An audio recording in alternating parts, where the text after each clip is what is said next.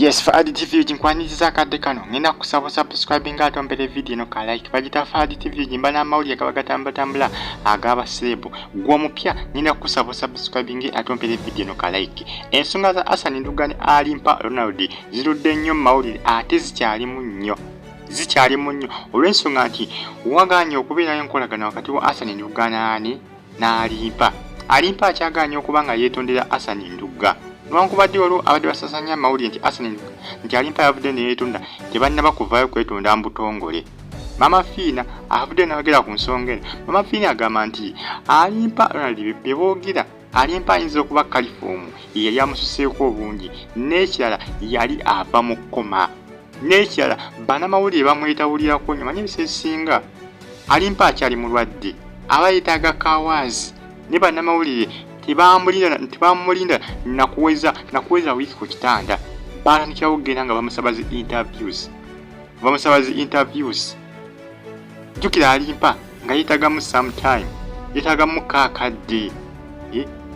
abeeko kyalo kama obwongo bubiri wamu accident yali y'amaanyi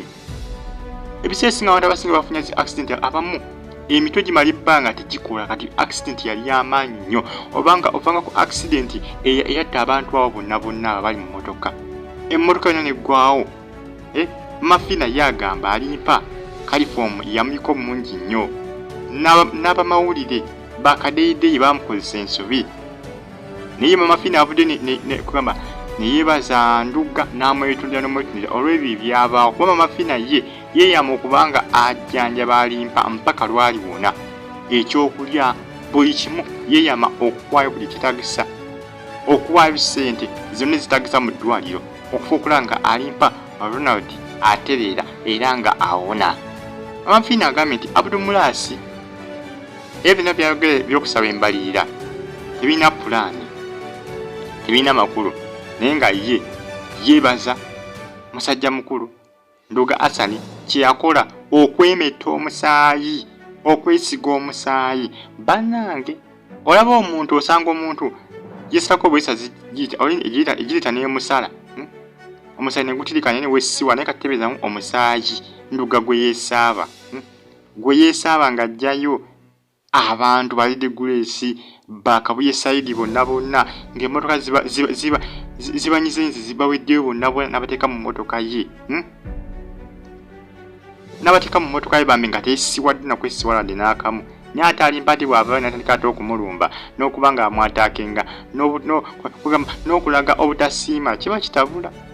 kivula abasinga social media ndowooza abasinga bali ku sayidi ya Nduuga Hassan olw'ensonga nti Nduuga talina nsobi n'emu gye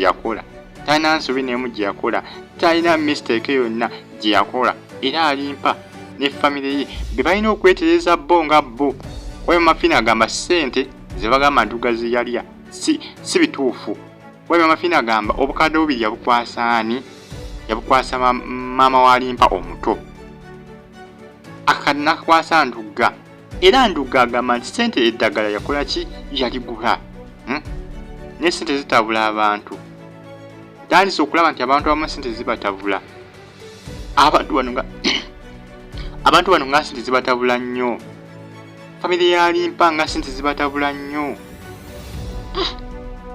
Maama Fina naye yeewuunyizza naye ng'ate bambi yeetondedde Nduuga n'amwebaza ebyo bye yakola famire ya Alimpa yeeremedde okulabika nga yeebaza Nduuga ate emwolekeza bigambo naye Maama Fina avudde bambi n'amwebaza olw'ebyo bye yakola omanyi omuntu asiimibwako bannange abantu bangi bafuddeyo nga boogera ku nsonga eno eya Alimpa Ronald ne Nduuga Hassan naye abantu abasinga beebaza Nduuga Hassan olw'okubanga nti yataasa obulamu kyekikulu naye omuntu okyali ku kitanda ne ssebo obuzibu bonna obwongo bwonna obutadde ku ssente mu kifo ky'okusaba Katonda owone otiriire n'oli ku ssente ne ssente z'ogamba zibabba tebaazibba kimadamu amaanyi naye nga eno bagita Fadi TV subscribe like nga comment section weeryawo social media endowoozi bonna abasinga bali ku sayidi ya Nduuga Hassan naye nga gamazima Nduuga bambi yakola ekyamaanyi yakola ekintu ekyetabu ate yakikolera mu kaseera katuufu newankubadde abasinga baagaana okusima naye nga Nduuga omuntu alina okumusasula yekka ali omu yekka ye Katonda yekka nannyini eggulu n'ensi yalina okubanga amusiima yekka naye abantu kuno ku nsi tebasiima. Ebiseera ebisinga abantu abasinga tebabeera bakola ebirungi tebabikolera bantu, babikola ku lwa Katonda. Katonda yasiima naye omuntu w'oku nsi kizibu omuntu okusiima. Oli osobola omukola ekirungi nakakana era nga akirabyemu bubi. Kati nga Nduuga bwe yayamba Alimpa bakakana bakirabyemu bubi kyokka ng'ate yakola ekintu ekirungi nnyo okuba ng'ataasa obulamu bw'omwana waabwe. Kuba singa teyali Nduuga abantu abasinga bagamba singa Alimpa mbuyaga.